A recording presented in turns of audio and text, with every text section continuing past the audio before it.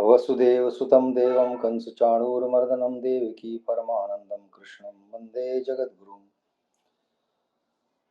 जगद्गुरु का स्मरण करते हुए मैं डॉक्टर शैलेंद्र कुमार धर्म मीमांसा चैनल पर आप सभी श्रोताओं, दर्शकों, धर्मावलंबियों, धर्म ध्वजवाहकों का स्वागत करता हूं, अभिनंदन करता हूं। आज एक विशेष प्रयोजन से हम आपके सम्मुख उपस्थित हैं। प्रयोजन यह है कि आज 31 दिसंबर है और ये जो ग्रेगोरियन कैलेंडर है उसका आज वर्षांत है, वर्ष का अंत है, अंतिम दिन है और कल से अगला साल आरंभ होगा। अब प्रश्न यह उठता है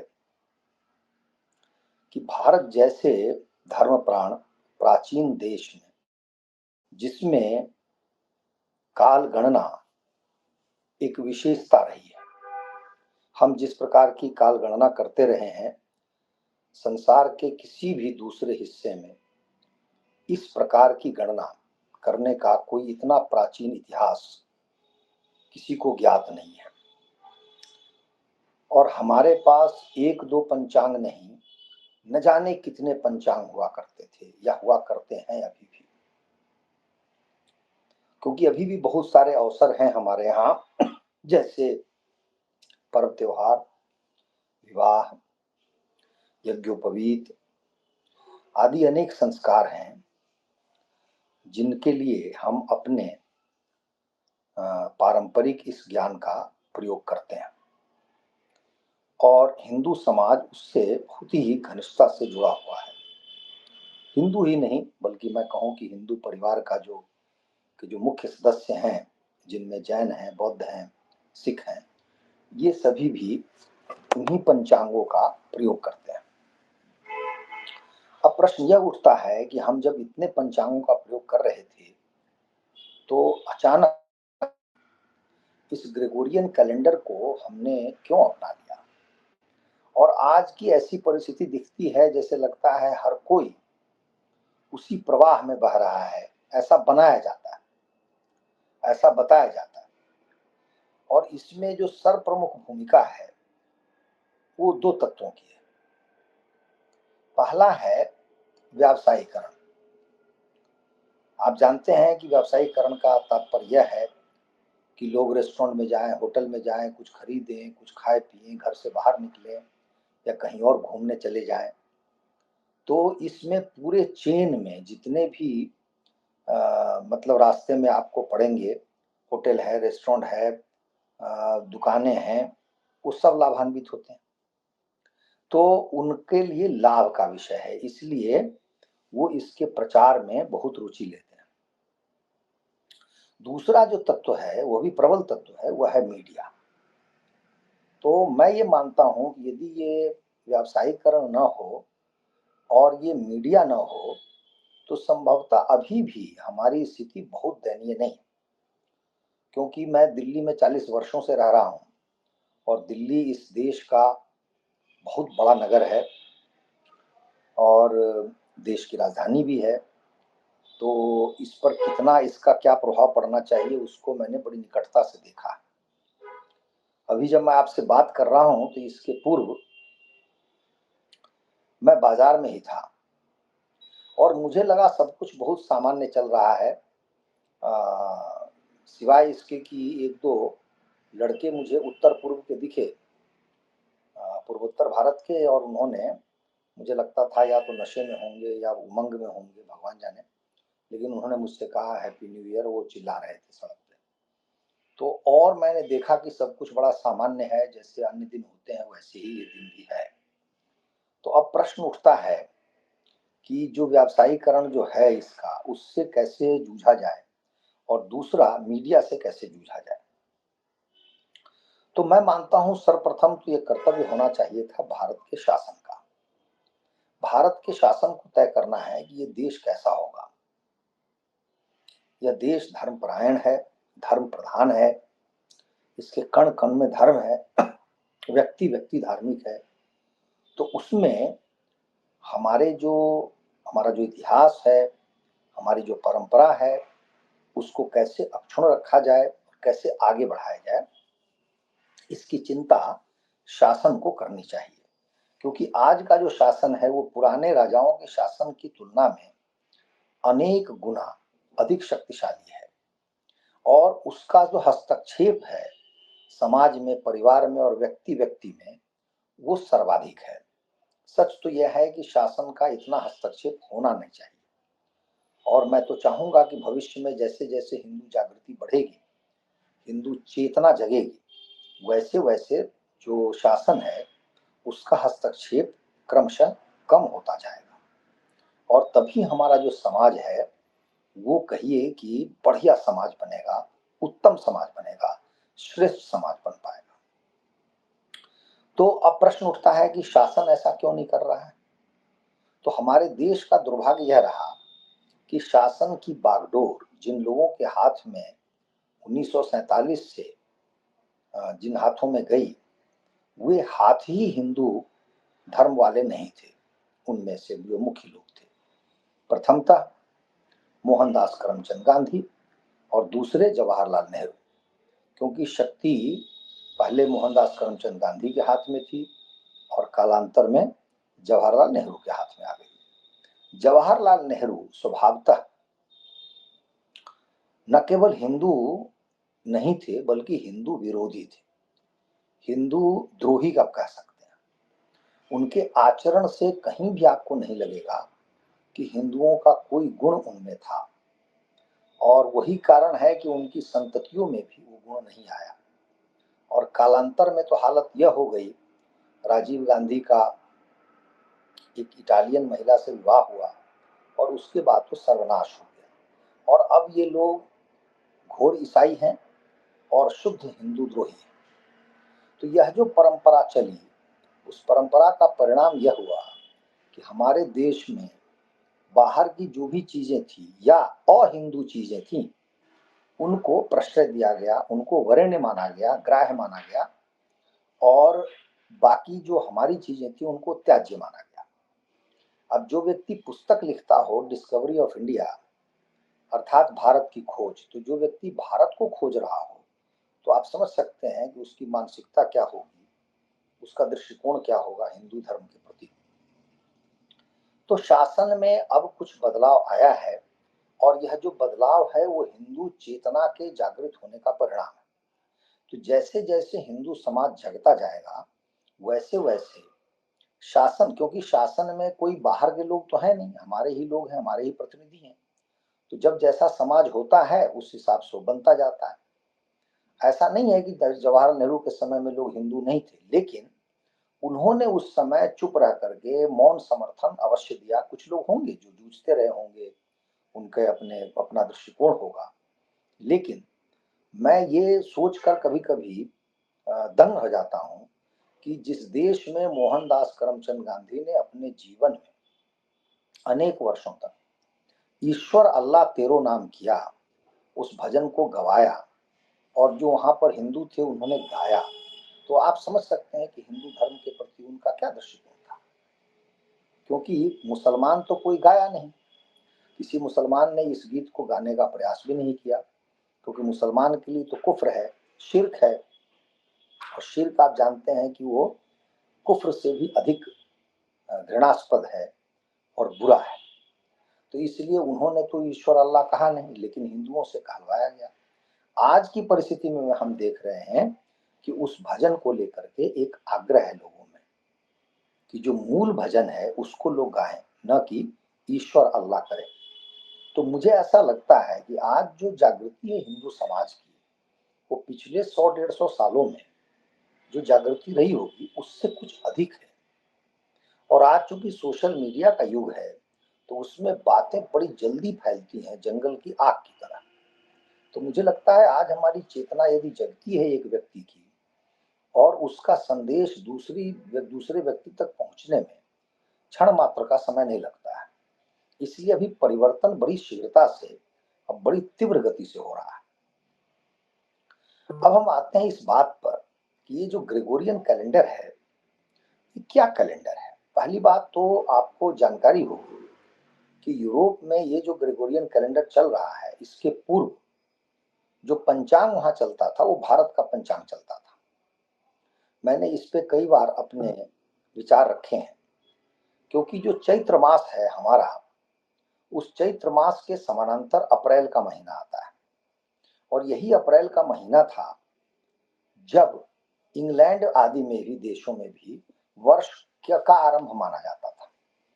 और इसीलिए आप देखेंगे कि 1773-74 के आसपास की बात है, अर्थात 18वीं शताब्दी के अंत की बात है, जब इंग्लैंड ने ग्रेगोरियन कैलेंडर अपनाया, अर्थात चैत्र मास के स्थान पर, अर्थात अप्रैल महीने के स्थान पर जनवरी महीने को प्रथम मास घोषित किया। तो इंग्लैंड में क्या हुआ कि जो लोगों की आदत बन गई थी कि वो अप्रैल को ही प्रथम माह कहते थे और जनवरी को नहीं कह पाते थे, क्योंकि ये जो पुरानी आदत होती है वो जाते जाते ही जाती है, उसमें समय लगता है। तो शासन ने उन्हें विवश किया कि वे अप्रैल महीने के स्थान पर जनवरी महीने को प्रथम मास माने। जब लोग नहीं मान पाए और बहुत वर्ष बीत गए, तब उन्होंने अप्रैल का जो पहला महीना, पहला दिन था, उसको उन्होंने अप्रैल फूल बनाया। अप्रैल फूल मनाया, मतलब मूर्ख का दिन। जो प्रथम दिवस है अप्रैल का, वो यदि कोई व्यक्ति उसको मानता है कि वर्षारंभ है और वर्ष का प्रथम मास है, तो उसके प्रथम दिन को आप का मूर्ख दिवस बना दिया गया। तो वो उसको भी हमारे देश में अनजाने में अज्ञानतावश ऐसा हो गया कि लोग, एक सिनेमा में गाना भी है कि अप्रैल फूल मनाया तो तुमको गुस्सा आया, ऐसा गाना है, हमारे सिनेमा में आया है, लेकिन वो भी अज्ञानता का परिणाम है, क्योंकि लोगों को पता ही नहीं है कि ऐसा क्यों हुआ था। तो ये यदि आप समझें तो आपको समझ में आएगा कि हमारा पंचांग तो वहां चलता रहा है, 18वीं शताब्दी तक चलता रहा। हुआ क्या कि जब यूरोपीय देशों ने अन्य देशों पर जाकर के अत्याचार करना शुरू किया, लूटपाट मचाना शुरू किया, शासन करना शुरू किया, तो उनमें एक प्रकार का सुपीरियोरिटी कॉम्प्लेक्स आ गया कि हम तो बड़े हैं, श्रेष्ठ। आप श्रेष्ठतावाद का वो शिकार हो गए, उनको ग्रंथि जग गई, और उस श्रेष्ठतावाद जो है उसका परिणाम यह हुआ कि उनको लगा कि जो हमारी कॉलोनी है, जिस पर हम शासन करते हैं, उसकी किसी भी चीज को हम क्यों स्वीकार करें। तो इस प्रकार चाहे उनकी चीज कितनी भी खराब रही हो, त्याज्य रही हो, लेकिन उसको उन्होंने थोपने का प्रयत्न किया। और यही कारण है कि ग्रेगोरियन कैलेंडर लागू हुआ। और यूरोप में भी देखें तो ग्रेगोरियन कैलेंडर अलग अलग समय में अलग अलग देशों में लागू हुआ है, और ये बहुत बाद में हुआ है। पहली बात तो हम इसको ईसवी सन कहते हैं, और ईसा मसीह के जन्म से हम मानते हैं कि इसका आरंभ होता है। बहुत ही सहज सामान्य बुद्धि की बात है कि 25 दिसंबर को, अर्थात अभी से 6 दिन पूर्व, लोगों ने, सारी दुनिया ने क्या मनाया है? क्रिसमस मनाया है, अर्थात ईसा मसीह का जन्मदिन मनाया है। तो आप जिसके नाम पर कैलेंडर शुरू कर रहे हैं, पंचांग शुरू कर रहे हैं, तो उसका जन्म जिस दिन हुआ उसी दिन से तो कैलेंडर शुरू होगा। तो अर्थात 25 दिसंबर न होकर के उसको 1 जनवरी होना चाहिए था। तो 25 दिसंबर को आप ईसा मसीह का जन्म कराते हैं और 1 जनवरी को आप कैलेंडर या पंचांग शुरू करते हैं। अब दोनों में से कोई एक बात ही सही होगी। या तो ईसा मसीह का जन्म 25 दिसंबर को नहीं हुआ होगा, या यदि हुआ होगा तो उसी दिन से आरंभ होना चाहिए, तो वही 1 जनवरी माना जाता, क्योंकि 6 दिन का अंतर तो बहुत बड़ा अंतर है। तो इस कथा का सारांश यह है कि ईसा नाम का कोई व्यक्ति धरती पर, उसका जन्म नहीं हुआ। और यह आपको न्यू टेस्टामेंट जो बाइबल का हिस्सा है उसको पढ़ने से भी स्पष्ट हो जाता है, और अनेक विद्वानों ने बहुत टीका टिप्पणी इस पर की है। और आज की स्थिति ये है कि अमेरिका में और विशेषकर यूरोप के देशों में जितने विद्वान हैं, जितने पढ़े लिखे हैं, वो सब खुले मन से स्वीकार करते हैं कि जीसस नाम का व्यक्ति धरती पर आया ही नहीं था। क्योंकि यदि आया होता तो पहले तो उसके जन्म के विषय में हमारी जानकारी होनी चाहिए थी, वो सही नहीं है। अब उदाहरण के लिए आप कृष्ण जन्माष्टमी की बात करते हैं, तो जन्माष्टमी है, उसमें किसी को कोई दुविधा नहीं है, न तो आज तक कोई उससे विवाद हुआ और न कोई समस्या है। और फिर आप पीछे चले जाएं, जोड़ेंगे तो आपको हिसाब भी मालूम हो जाएगा कि इतने वर्ष पूर्व भगवान कृष्ण का जन्म हुआ था। उसी तरह चैत्र रामनवमी है, तो रामनवमी है तो नवमी तिथि है, उस प्रकार से आप उनके विषय में जानते हैं। लेकिन ईसा के विषय में आप ये कह नहीं सकते। और ईसा वाला जो कैलेंडर है उसका जो आरंभिक कहिए कि जो इतिहास में वर्णन होता है वह जाकर के होता है 7वीं 8वीं शताब्दी में। अर्थात जिस ईसा का जन्म हुआ होगा पहली शताब्दी में, लेकिन उस व्यक्ति के नाम पर जो कैलेंडर आरंभ होता है वो लगभग 700-800 वर्षों बाद होता है। अब प्रश्न उठता है कि यह व्यक्ति इतना महत्वपूर्ण था तो इतना समय क्यों लगा? तो समय इसलिए लगा कि उस व्यक्ति का जन्म हुआ ही नहीं था, झूठ गढ़ा गया था, न्यू टेस्टामेंट लिखा गया था, उसको पॉल पीटर जैसे मनुष्यों ने लिखा। अब उस मनुष्यों ने गढ़ा, पहले उसने चर्च बनाया, चर्च में ईसा मसीह को बनाया, और ये सारे जो हैं झूठ एक के बाद एक इन झूठों का कहिए कि जो पर्दाफाश होता चला जाता है, इस पर से रहस्य का पर्दा हटता है और झूठ के पांव होते नहीं है, झूठ औंधे मुंह गिर जाता है। इसको एक दो उदाहरण से आप समझ लीजिए। पहला उदाहरण तो यह है कि ईसा मसीह के विषय में न्यू टेस्टामेंट में जो लिखा हुआ है वो जन्म का वर्णन है और शिशु अवस्था है बालक की, और उसके बाद वो उस पर कोई वर्णन नहीं मिलता कि वो कोई बच्चा है, बड़ा हुआ, क्या पढ़ाई की, लिखाई की, खेल किया, क्या किया, उसके संगी साथी कौन थे, सबका कोई वर्णन नहीं है। सीधे सीधे वो 27-28 साल का युवक बन के आता है, चमत्कार करता है, अपने चेलों को ढूंढता है, और 1-2 साल, 2.5 साल या 3 साल करने के बाद उसको जो है पकड़ के फांसी दी जाती है। फांसी दी गई है या सूली पे चढ़ाया गया, ये दोनों बातों का वर्णन है। अर्थात लेखक इस बात से भी कहिए कि आश्वस्त नहीं है, पक्के नहीं है कि ईसा को फांसी दी गई या ईसा को सूली पे चढ़ाया गया। तो अब आप देखिए कि वह व्यक्ति जिसका जन्म होता और इतना महत्वपूर्ण व्यक्ति होता, तो उसके जीवन काल का कोई भी समय अज्ञात नहीं रहता। लेकिन ईसा मसीह के विषय में उसका पूरा जीवन अज्ञात है, पूरा जीवन पता ही नहीं है। तो क्या है कि पॉल पीटर जैसे लोगों ने उसको गढ़ा। अब गढ़ने में समस्या क्या आई कि आरंभ में जो ईसा मसीह का की जो मूर्ति बनी, चित्र बना, पहले तो चित्र बना, और चित्र में वह व्यक्ति आपाद मस्तक, जो चोंगा होता है, चोला होता है, वो ओढ़ा हुआ है, बड़ा सा चोंगा ऊपर से नीचे तक वो पहना हुआ है, मतलब उसके ऊपर वस्त्र है, आवरण है। और यह जो वस्त्र आवरण है ये चित्र उपलब्ध है। M. मैंगेसिरियन नाम के एक लेखक हैं जो अमेरिका में बहुत बड़े चर्च में मिनिस्टर थे और ईसाई थे। उन्होंने इस बात को लिखा है और उन्होंने ही पुस्तक का नाम दिया था is Jesus a myth.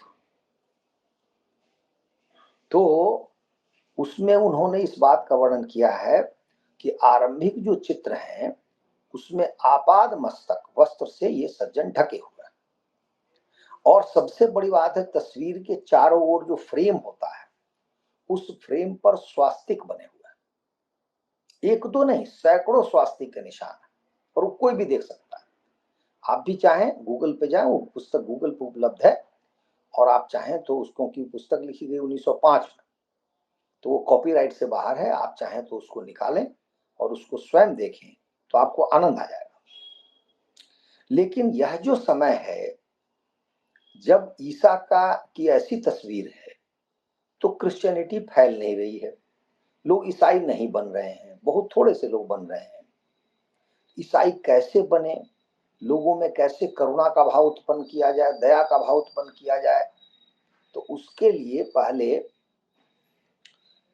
Jesus को, ईसा को निर्वस्त्र किया जाता है, एक छोटी सी लंगोट डाल दी जाती है, और उसके बाद सूली का निर्माण किया जाता है, और सूली जो दी गई है उसके लिए छाती पर रक्त बहा के दिखाया जाता है, और कहीं कहीं सूली जो है उसको ढोने की बात दिखाई जाती है। तो उससे क्या हुआ कि आपके मन में करुणा उत्पन्न कराने का प्रयास किया गया। यह प्रयास हुआ कि लोग देखें और उनको दया आनी शुरू हो जाए। दूसरा ये बताने का अवसर मिला कि ईसा मसीह ने रक्त बहाया है आपके लिए लहू बहाया है और वो आपका पाप धो रहा है, ऐसे करके बताया गया। लेकिन आज का विषय हमारा वह नहीं है। ये बताने का प्रयोजन इतना ही है कि झूठ पर आधारित व्यक्ति और उस व्यक्ति पर आधारित जो कैलेंडर है, हम उसको क्यों भाव दें, हम उनको उस कैलेंडर को क्यों स्वीकार करें। हमारे यहाँ जो महीनों के नाम हैं, और मेरी एक वार्ता है, जिन लोगों को ज्यादा रुचि है वो देख सकते हैं कि महीने के नाम से ईश्वर का संबंध है, हमारी प्रकृति का संबंध है, ऋतुओं का संबंध है, और वो हमारे लिए हमारे मन में रचा बसा है। चैत्र क्या होता है, वैशाख क्या होता है, ज्येष्ठ क्या होता है, आषाढ़ क्या होता है, श्रावण, भाद्र, आश्विन, कार्तिक, मार्गशीर्ष, पौष, माघ और फाल्गुन। अब जैसे देखिए, अभी कुंभ का मेला है तो पौष मास में वो होता है, माघ तक चलता है। हमारे लिए ये स्थायी भाव है, हम जानते हैं सदा के लिए है ये। दूसरा, जो ये ग्रेगोरियन कैलेंडर है, इसको जरा ध्यान से देखें तो सितंबर से लेकर दिसंबर तक के जितने महीने हैं, ये सारे के सारे इसके मूल में संस्कृत शब्द है। क्योंकि सप्तम है सितंबर, अष्टम है अक्टूबर, नवम है नवंबर और दशम है दिसंबर। तो ये हमारे संस्कृत आधार पर ही है जो बनाया हुआ है। तो अब आप देखिए कि हम अपना महीना 7वां, 8वां, 9वां, 10वां जो कह रहे हैं वो हमारे शब्द हैं, लेकिन हम नकली कैलेंडर को अपना रहे हैं। तो इसको दूर करना कोई बड़ा काम नहीं है। यदि हम में जागृति आ जाए तो हम आप व्यवहार में इसको ला सकते हैं, बात कर सकते हैं कि अभी कौन सा महीना चल रहा है, अगला महीना कौन सा है, और आपको आनंद आएगा। दूसरा क्या है कि हमारे महीने जितने हैं उन महीनों में दो पक्ष होते हैं। तो एक को हम क्या कहते हैं, देहाती भाषा में तो हम कहते हैं अंधेरिया और इजोरिया। मतलब एक शुक्ल पक्ष है, एक कृष्ण पक्ष है। एक में चंद्रमा घटता घटता घट जाता है, दूसरे में चंद्रमा बढ़ते बढ़ते बढ़ जाता है। गोस्वामी तुलसीदास ने कहा है कि यह कितनी बड़ी बात है कि चंद्रमा का घटना और बढ़ना यदि क्रम से देखा जाए तो उतने ही समय के लिए चंद्रमा उपलब्ध होता है, लेकिन फिर भी हम एक को कृष्ण कहते हैं, दूसरे को शुक्ल कहते हैं। लेकिन आनंद का विषय यह है कि हम महीने को दो हिस्से में बांट देते हैं। पक्ष, जो पक्ष ग्रेगोरियन कैलेंडर में है ही नहीं, उसका कोई विचार ही नहीं, और न उसमें चंद्रमा घटता बढ़ता है, उसमें उसका कोई क्रम तो निर्धारित है नहीं। तो हमारे यहां पक्ष है। पक्ष के अतिरिक्त क्या है, तो हमारे महीनों के अंतर्गत नक्षत्र हैं। और नक्षत्र कितने हैं, तो 12 महीनों में 27 नक्षत्र हैं। और हमने इन नक्षत्रों पर भी वार्ता की है। जिन लोगों को रुचि हो वे कृपया इसी चैनल पर नक्षत्र कैसी शक्तियां हैं ऐसा करके मैंने वार्ता की है, आप सुन सकते हैं और आनंदित हो सकते हैं, लाभान्वित हो सकते हैं, उससे लाभ उठा सकते हैं। नक्षत्र का ज्ञान आपको लाभ कराता है। उसमें लिखा हुआ है, वर्णन है कि किस नक्षत्र में हमें क्या करना चाहिए, किसी नए कार्य का शुभारंभ किन नक्षत्रों में करने से आपको फलदायी होगा आपके लिए, वो सब का उसका वर्णन है। और छोटा सा काम है, बस थोड़ा सा ध्यान रखना है और आप अवश्य लाभान्वित होंगे। तो मेरा कहना यह है कि ये जो आप देख रहे हैं कि सितंबर, अक्टूबर, नवंबर, दिसंबर, ये कुछ नहीं है, ये सप्तम, अष्टम, नवम, दसम है। मेरा तो मानना है कि जिसको आप अगस्त कहते हैं वो अगस्त शब्द कहां से आया। यदि आप विचार करके देखें तो हमारे यहाँ अगस्त मुनि हुए, इतना शब्द में साम्य कैसे हो जाएगा। वैसे ही इनके रिलीजन को ब्राह्मिक रिलीजन कहा जाता है। वो जो अब्राहम कहा जाता है, अब्राहम कहाँ से आया, वो ब्राह्मण से आया है, ब्रह्मा से आया है। और उसी को उर्दू फारसी में इब्राहिम कह देते हैं। मैंने बाइबिल में और कुरान में भी उसका वर्णन है, जिसमें जो इसहाक है अर्थात आइजक जिसको कहते हैं, वह अपने पुत्र की बलि देना चाहता है, और उस समय जो बलि देने से पहले की व्यवस्था है उसमें वैसे ही है। उस समिधा जुटाता है, लकड़ी जुटाता है यज्ञ करने के लिए। वो सारी चीजें हमारे धर्म ग्रंथों से ली गई है। तो अब आप देखें कि हम नकली चीज क्यों लें। तो थोड़े से उत्साह की बात है, थोड़ी सी जागरूकता की बात है, और मुझे ऐसा लग रहा है कि यदि हम जागरूक हो गए तो न केवल भारत इस पंचांग को, अपने पंचांगों को अपनाएगा, बल्कि शेष संसार भी इन पंचांगों को अपनाने के लिए आतुर होगा।